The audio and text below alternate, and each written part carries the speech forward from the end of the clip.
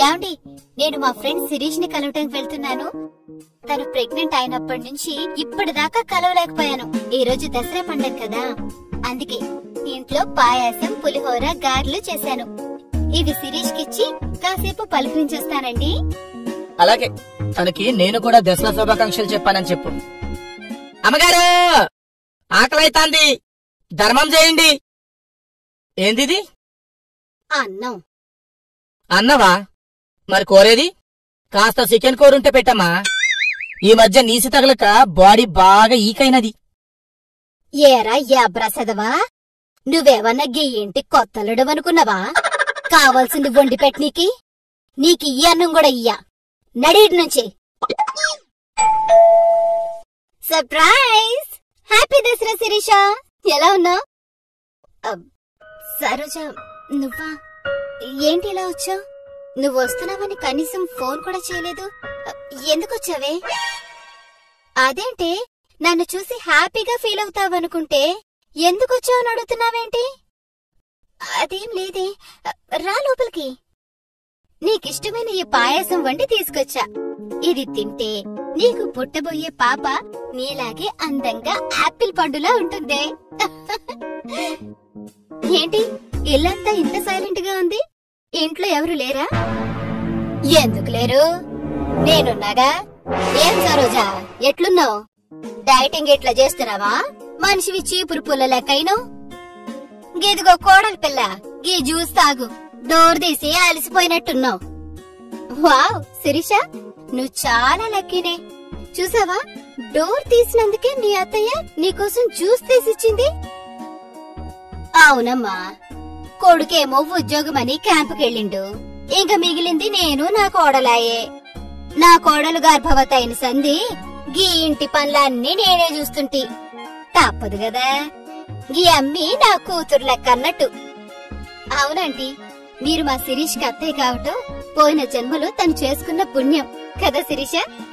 సరే, మీరిద్దరూ మాట్లాడుకోండి, నేనెళ్ళి నీకు కాపీ చేసి తీసుకొస్తా. ఏంటి శిరీష, అంత డల్గా ఉన్నావు? అసలే నువ్వు ఉట్టి మనిషి కూడా కాదు. కడుపుతో ఉన్నవాళ్లు ఎలా ఉండాలి? ఎప్పుడూ నవ్వుతూ ఆనందంగా ఉండాలి. నాకీ జన్మకంత అదృష్టం లేదే. కొన్ని జీవితాలింతే. ఏమైంది? నేను నీ బెస్ట్ ఫ్రెండ్ని కదా, నా మీదొట్టు. అసలేం జరుగుతుందో చెప్పు. అమ్మా కోడలి పిల్ల, ఒకసారి ఇలా వస్తావా? వస్తున్నానత్తయ్య. నేనిప్పుడే వస్తానే. ఓసే దరిద్రపు మొహందానా, నీకే తిండి పెట్టుడెక్కువనుకుంటే మళ్ళా నీ పనికి మాలిన దోస్తులంతా వచ్చి నా ఇల్లంతా దోచుకు పెడుతున్నావు గదే. గది ఇంట్లో ఉన్నంతసేపు ఇంటి పనులు ఎవరు చేస్తారే? నీ బికారి బాబు చేస్తాడా? మధ్యలో మా నాన్నగారు ఏం చేశారు అత్తయ్య? నిన్నుగాని నా నెత్తిన పెట్టిండుగా, గది జాల్దా?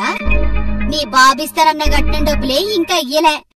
నా కొడుక్కి బంగారు ఉంగరం ఇస్తానని బూజు పట్టిన లడ్డూలిచ్చిండు. అలాంటి నీ అయ్యనంటే అంత రోషం పొడుచుకొచ్చిందే. అయినా సరోజ మన ఇంటికొస్తున్న విషయం నాకసలు తెలీదత్తయ్యా. మీ మీదొట్టు. అంటే గీ ముసల్ది మామూలుగా పోయేట్టు లేదని గిట్ల దొంగొట్లేసి నన్ను పైకి పంపించేద్దామనుకుంటున్నావా? ముదన స్టెప్ ముఖం దానా. గిట్ల చూడు, దాన్ని 5 నిమిషాల్లా బయటికి పంపకపో. నీకు 5 దినాలు బువ్వ బంద్, అర్థమైందా?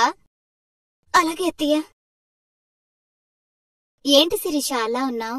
ఏమైంది వంటగదిలో? అదంతా తర్వాత చెప్తాను, ప్లీజ్. ఇంక నువ్వు బయలుదేరి సరోజా.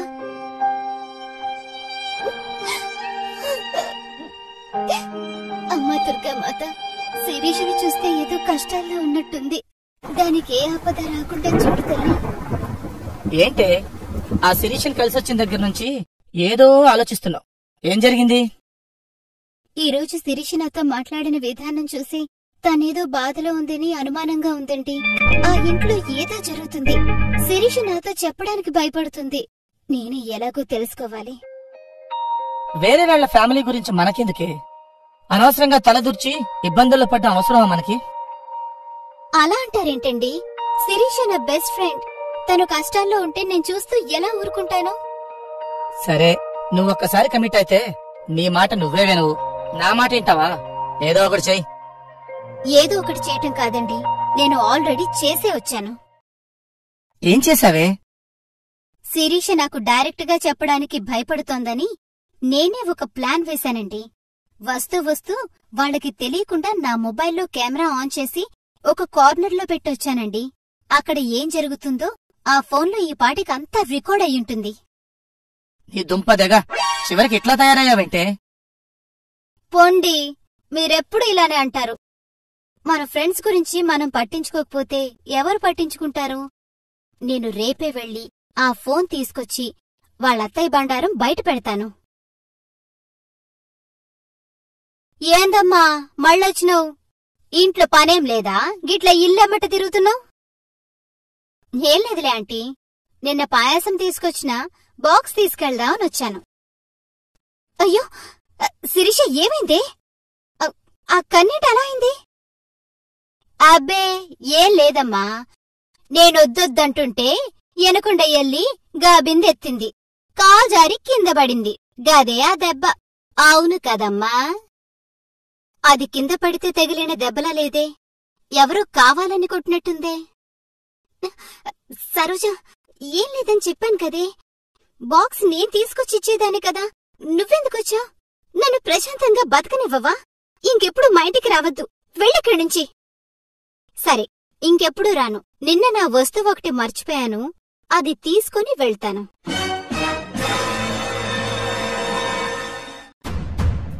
చావవే మొదనష్టం ఉంటానా? చావు. ప్లీజ్, కడుపులో పాపం దత్తయ్యా. ఆ వీడియో చూసిన సరోజకి నరనరాలు నిప్పుల్లా మండిపోయాయి. వెంటనే సరోజ శిరీష వాళ్ళ హస్బెండ్ వంశీకి ఫోన్ చేసి అక్కడ జరిగిన దారుణాన్నంతా వివరించి చెప్పింది.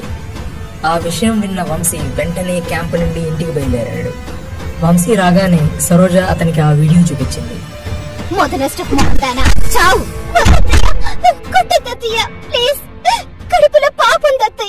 అది చూసిన వంశీ కోపంతో, ఒసే, నువ్వు ఆడదానివేనా? అసలు కోడలని కూడా చూడకుండా నరక యాతన పెడుతున్నావా?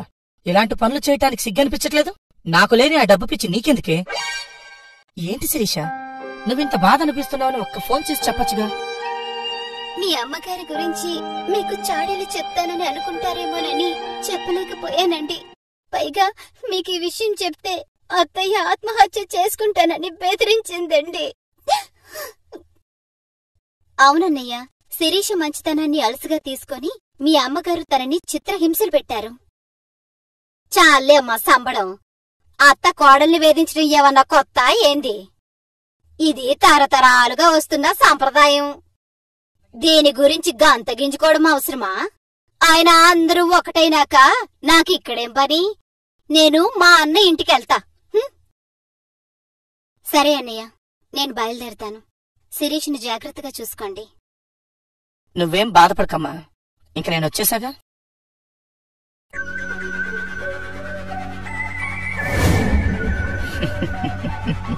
పిచ్చి సరోజా.